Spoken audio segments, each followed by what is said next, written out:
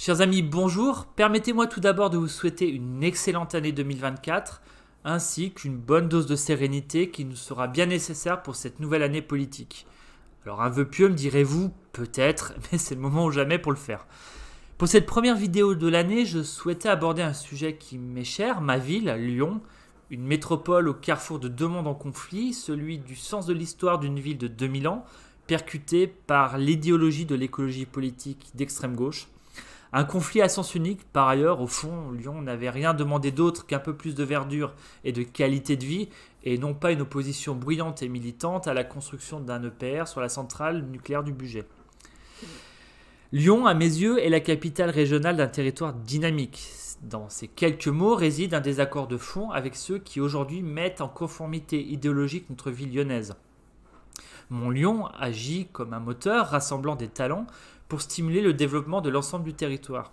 C'est pourquoi, au milieu de purs Lyonnais biberonnés aux littrés de la Grande Côte, vous trouvez dans notre ville des Savoyards, des Auvergnats, des Bressans, déterminés à faire rayonner la ville pour irriguer les territoires les plus éloignés. C'est le rôle d'une ville prospère qui aime le territoire qui l'entoure, le renforce, échange avec lui, se nourrit de lui. C'est l'antique symbiose territoriale qu'a construit l'humanité durant son histoire. Cependant, il est évident que nos discussions sur le rayonnement, la puissance, la croissance sont bien éloignées de l'esprit des écologistes qui prônent, eux, la décroissance au nom de l'urgence climatique. Pour eux, Lyon ne doit briller que par l'exemple décroissant, un rayonnement d'assets autoritaires quasiment religieux. La ville doit influencer son territoire pour imposer sa conception du monde. De l'agriculture, par exemple, en attendant que l'agriculture urbaine permette aux écologistes citadins de s'émanciper de cette campagne décidément trop fascisante. Voilà pourquoi j'aime tant souvent les qualifier de Savonaroles à bicyclette. Pour eux, Lyon ne doit pas attirer ni grandir, tout comme le Lyonnais ne doit pas avoir de raison de sortir de la ville, voire de son quartier du quart d'heure. La démobilité, la limitation des déplacements est au cœur de la vie qu'ils veulent nous imposer pour notre bien et malgré nous. Même si la ville doit être attentive à ces politiques d'aménagement urbain et de mobilité pour le confort prioritaire des habitants, elle doit demeurer ouverte à ceux qui viennent de l'extérieur, mais aussi ne pas expulser ceux dont la vie n'entre pas tout à fait dans le moule. Cette entrave à la mobilité est célébrée quand les écologistes se félicitent de voir baisser de plus de 10% le trafic routier aux portes de la ville ou défendent la suppression de parkings relais alors qu'on sait très bien que les autres modes de transport ne compensent pas.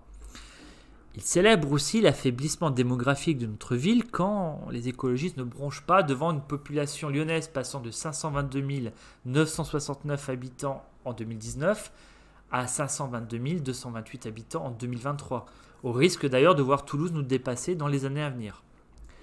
Il est vrai que Toulouse bénéficie de l'essor de l'industrie aéronautique et de l'engagement en faveur de la décarbonation nécessaire du secteur. Ça attire du monde et la démographie, on le sait, en termes d'économie et d'attractivité est très important. Tandis qu'à Lyon, nous, on a célébré l'industrie du vélo qui devait être notre Airbus de demain, une idée qui suscite des rires dans le contexte des faillites observées dans le secteur. L'économie Potemkin des écologistes ne sauvera pas l'emploi des Lyonnais et encore moins la richesse de la ville, celle qui leur permet aujourd'hui de faire par exemple des pistes cyclables à 1 million d'euros le kilomètre. Nous faisons face donc à des individus qui ne chérissent pas l'essence même de Lyon. Un vrai bouchon lyonnais, je parle du restaurant bien sûr, ne sera jamais vegan. Ils cherchent à transformer Lyon en une ville nouvelle, conforme à leur idéologie d'extrême gauche et de décroissance.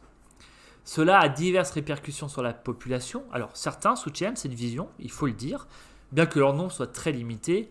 Ils n'hésitent d'ailleurs pas à utiliser tous les moyens pour faire taire ceux qui critiquent, donnant ainsi l'illusion que les opposants sont minoritaires au ventre mou, on va dire, de la population, alors que cela est faux. Heureusement, à l'instant où je vous parle, Lyon est culturellement incompatible avec cette idéologie, ce qui engendre un rejet violent de la population envers leur politique. Je reste persuadé que l'accident démocratique du Covid-19 a propulsé l'extrême gauche écologiste trop rapidement au pouvoir. Avant qu'elle ait pu finaliser le travail culturel préparatoire prôné par un stratège de gauche comme Gramsci, et il l'avait commencé par ailleurs à l'ombre de Gérard Collomb. En effet, la peur irraisonnable de notre extinction climatique, qui permet de tout faire passer, va contre la nature entreprenante face aux difficultés des Lyonnais et même des Français. C'est peut-être notre chance pour sortir des difficultés liées au climat et de l'écueil politique qu'est l'extrême gauche. La plupart des habitants et usagers ressentent donc un malaise dans notre ville.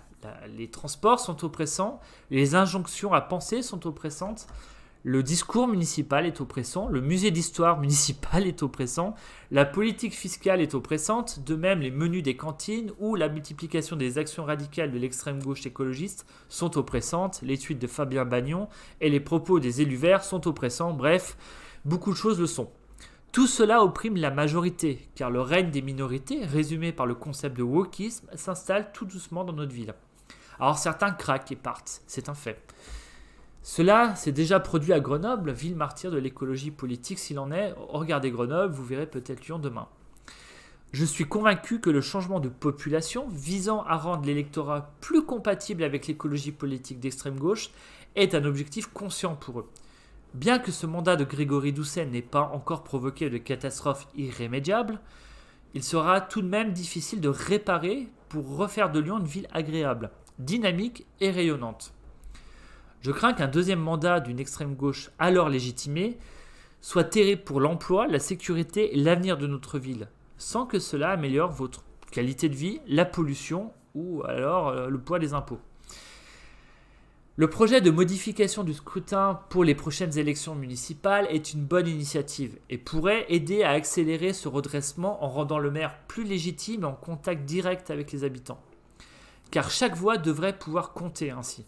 Trop souvent, des électeurs de droite ou du centre nous ont dit renoncer à voter, pensant que leur arrondissement resterait de toute manière à gauche et que leur vote était un vote perdu. Et cet argument vaut également pour les arrondissements ancrés à droite et les électeurs d'extrême gauche d'ailleurs. Nous verrons si cette réforme aboutit, car la parole présidentielle est souvent floue et souvent tout se bloque dès qu'on rentre dans le concret. Je reste donc décidément optimiste quant à l'avenir de notre ville, car je perçois un rejet croissant de l'écologie politique d'extrême gauche. D'ailleurs, la violence de ce rejet m'inquiète parfois. Il faudra encore un peu de patience pour que Lyon soit à nouveau remise en lumière. Beaucoup ont compris que la protection de l'environnement et la décarbonation de notre vie ne sont pas nécessairement liées à la haine du nucléaire, de l'entreprise, la haine du privé ou de l'homme blanc de 50 ans, la haine de la manière dont on écrit le français, la haine de la voiture, de l'histoire de notre ville, de la viande, de la gestion saine de l'argent public, la haine d'un projet comme le Lyon-Turin et la haine de ceux qui ne sont pas encore fidèles au credo de Sandrine Rousseau. Ne leur donnons pas l'occasion de nous haïr pour un deuxième mandat, qu'ils retournent donc dans l'ombre, la queue entre les jambes. Lyon et sa métropole ne leur appartiennent pas, tant que nous sommes tous encore ici et au rendez-vous des urnes.